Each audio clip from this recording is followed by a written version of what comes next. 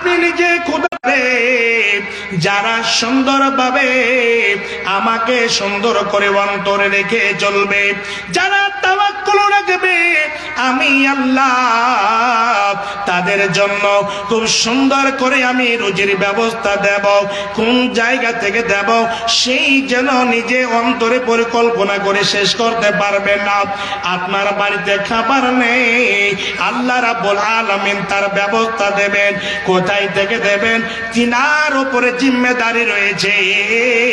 আল্লাহ বলছেন, বান্দা তোমাকে রুজি দেবার দায়িত্ব আমার কাছে রয়েছে, আমি আল্লাহ তোমাকে সুন্দরভাবে রুজির ব্যবস্থা দেব। শেষের বেলে কি বলছেন?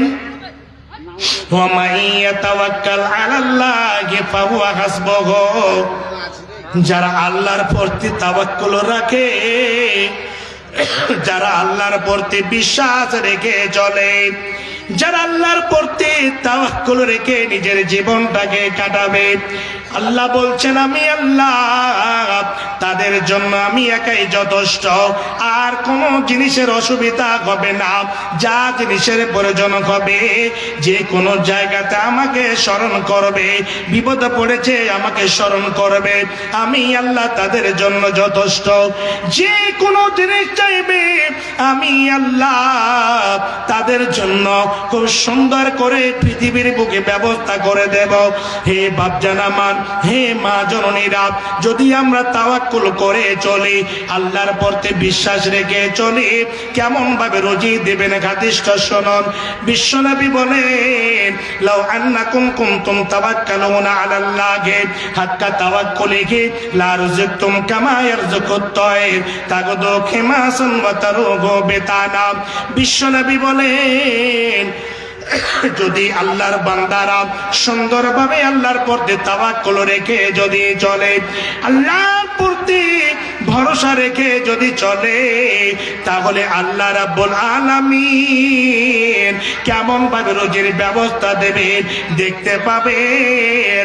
আপনার বাড়ির কাছে গাছ রয়েছে, ওই গাছের মধ্যে পাখিগুলো বাসা করে থাকে। সেই বাসাতে খাস করে সকালবেলা যখন আমরা ফজরের নামাজ আদায় করি, ওই পাখিগুলো চুই চুই চুই চুই করে আবার যখন ফর্সা হয়ে যায়, ওই বাসা থেকে খালি পেটে উড়তে উড়তে চলে যায় 5 কিলোমিটার দূরে, 10 কিলোমিটার দূরে চলে যায়। সারাদিন ওই পাখিগুলো খালি পেট নিয়ে সকালে বের হয়, সারাদিন ক্ষেতের মধ্যে চড়ে নিজের পেটটাকে ভরে আবার বাসায় ফিরে আসে। সারা রাত আবার পেট ভরে থাকে, আবার সকাল বেলায় খালি পেটে বেরিয়ে যায়। বিশ্বনবী বলছে, এই জায়গাটাতে যদি আল্লাহর বান্দারা এই মতো যদি ভরসা করে চলে, যেই মতো আল্লাহর প্রতি তাওয়াক্কুল করতে হয়, ভরসা রাখতে হয়, যদি সুন্দরভাবে ভরসা রেখে চলে, এই পাখিগুলোর মতো রুজির ব্যবস্থা আল্লাহ আমাদের এই জায়গাতে দেবে। কিন্তু আমাদের আল্লাহর প্রতি ভরসা নেই। আজকে আমাদের সমাজে অনেক ভেজাল রয়েছে, অনেক ক্যান্সার রয়েছে। আল্লাহর প্রতি তাওয়াক্কুল কাকে বলে, এই জায়গাটাতে একটু লক্ষ্য করুন।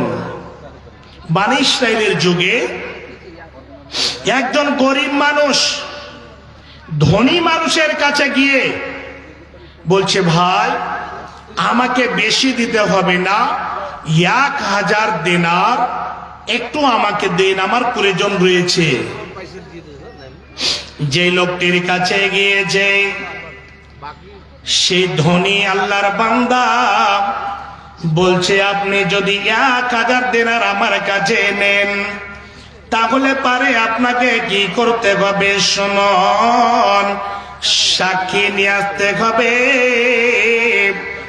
এই খাস করে তোমাকে সাক্ষী নিয়ে আসতে হবে, গাওয়া নিয়ে আসতে হবে। যদি সময়ের মধ্যে তুমি টাকা যদি না দিতে পারো, আমি ওই সাক্ষীর কাছে আমি গিয়ে বলবো, ভাই আমি এত টাকা তোমাকে সাক্ষী রেখে দিয়েছিলাম, ওই টাকাটা সময়ের মধ্যে আমি তোমার কাছে ওসুল করে নিতে পারবো। সে আল্লাহর বান্দা গরিব ব্যক্তি বলছেন, কি উত্তর দিচ্ছেন শুনুন। হে বন্ধু, আপনি যে বলছেন সাক্ষী নিয়ে আসতে হবে, সেই সাক্ষীটা যদি নিয়ে আসি, হতে পারে আমার টাকা দেওয়ার আগে সেই লোকটি মরে যেতে পারে, বা সেই লোকটি বেমানি করে নিতে পারে। আমি লোকের উপরে আমি এটা আস্থা রাখি না, বিশ্বাস করি না। কি উত্তর দিচ্ছেন? ফাকাফা বিল্লাহি শাহিদা। হে আল্লাহর বান্দা, আমি মানুষকে সাক্ষী বানাতে চাই না, মানুষকে আমি সাক্ষীর প্রয়োজন মনে করি না। আমার সাক্ষী স্বয়ং আল্লাহ রাব্বুল আলামিনকে আমি রাখছি। তারপরে আবার বলছেন, 1000 দিনার যদি আপনি নেন, তাহলে একটা জিম্মাদার নিয়ে আসতে হবে, জামিন নিয়ে আসতে হবে। সময়ের মধ্যে যদি আপনি আমাকে টাকা যদি না দেন, যে জিম্মাদার হবে, যে জামিন হবে, আমি তার কাছে পুরো টাকা বুঝিয়ে নেব।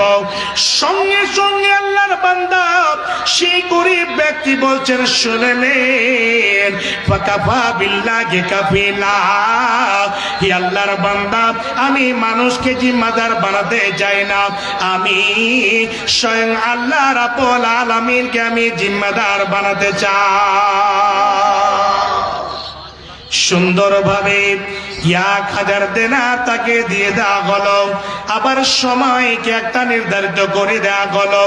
এইদিকে সময় হয়ে গিয়েছে, সমুদ্রের এপারে টাকা দিতে আসতে হবে। জাহাজ ধরে আবার এই পারে সেই ধনী ব্যক্তিকে টাকা দিতে আসতে হবে। দেখেন ঈমান তার অন্তরে কেমন ছিল, আল্লাহ ভীরু বান্দা কেমন ছিলেন। হে বাপজান আমার শুনে রাখুন, এই জায়গাটাতে একটু লক্ষ্য করতে হবে আল্লাহর প্রতি তাওয়াক্কুল কেমন ছিল, আল্লাহর প্রতি ভরসা কেমন রেখে চলতেন। সঙ্গে সঙ্গে আবার সকাল বেলায় 1000 দিনার টাকা নিয়ে আবার জাহাজ ধরার জন্য এই জায়গাতে জাহাজের কাজ করে, কিনারা যে জায়গাতে জাহাজ লাগে সেই জাহাজের বন্দরে এসে হাজির হয়ে গিয়েছে। সেই জায়গাতে এসে দেখছেন জাহাজ আগেই ছুটে গিয়েছে, আর পুরো দিনের মধ্যে কোনো জাহাজ নাই, ওই পারে যাওয়া যাবে না। ওই দিকে ধনী ব্যক্তি এসে আছে। আজকে 11 তারিখ নয়, 12 তারিখ হয়ে গেল। এই 12 তারিখে আমাকে টাকা দেওয়ার কথা রয়েছে। সকাল থেকে একেবারে বসে থাকতে থাকতে থাকতে দেখছি এখন জাহাজ আর আসার কোনো সময় নেই, সময় শেষ হয়ে গেছে। শেষের বেলা যে গরিব ব্যক্তি টাকা দেবে সে নিরুপায় হয়ে গেল, আবার ধনী ব্যক্তি এই পারে এসে বসে আছে, এসে আবার নিরুপায় হয়ে বসে আছে। যে গরিব ব্যক্তি 1000 টাকা নিয়েছিলেন, আবার সেই আল্লাহকে স্মরণ করে বলছে, আল্লাহ আমি তোমার কাছে, আমার কাছে সাক্ষী চেয়েছিল, তোমাকে সাক্ষী বানিয়েছিলাম। আমার কাছে জিম্মাদার চেয়েছিল, আমি আল্লাহ তোমাকে জিম্মাদার বানিয়েছিলাম। আমি কেমন করে এখন টাকা দেব? আল্লাহর প্রতি তাওয়াক্কুল রেখে, আল্লাহর প্রতি ভরসা রেখে একটা শুকনো কাঠকে নিয়ে ওই কাঠের মধ্যখানে আবার গর্ত খোদন করতে লাগলো।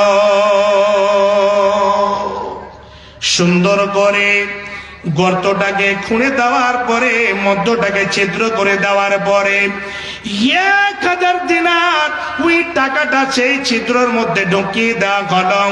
আবার একটা সুন্দর করে চিঠি লিখলেন, চিঠিতে লিখে দিলেন, হে আল্লাহর বান্দা, হে ভাই, আপনার সঙ্গে আমি ওয়াদা করেছিলাম আমি 1000 দিনার অমুক তারিখে আমি দিয়ে দেব, কিন্তু সময় মতো এসে আমি পৌঁছাতে পারিনি, জাহাজ ছুটে গিয়েছিল। এই 1000 দিনার আমি কাঠের মাধ্যম দিয়ে আল্লাহকে আমি সাক্ষী রেখে, আল্লাহকে আমি জিম্মাদার রেখে টাকাটাকে ছেড়ে দিলাম। সে গরিব ব্যক্তি ওই কাঠটাকে সমুদ্রের মধ্যে ফেলে দিলেন। এই জায়গাটাতে লক্ষ্য করুন, একেবারে সহিহ হাদিসে আলোচনা হয়েছে। ওই কাঠটাকে ফেলে দিলেন, দেখেন কাঠটা আবার ভাসতে ভাসতে ভাসতে ভাসতে ওই কিনারাতে লেগেছে, ওই পারে লেগেছে। এই ধনী ব্যক্তি শেষের বেলা নিরুপায় হয়ে বাড়ি কেমন করে ফিরে যাবে, তার বিবেকে হলো এই যে বড় কাঠটা ভাসতে ভাসতে আসছে,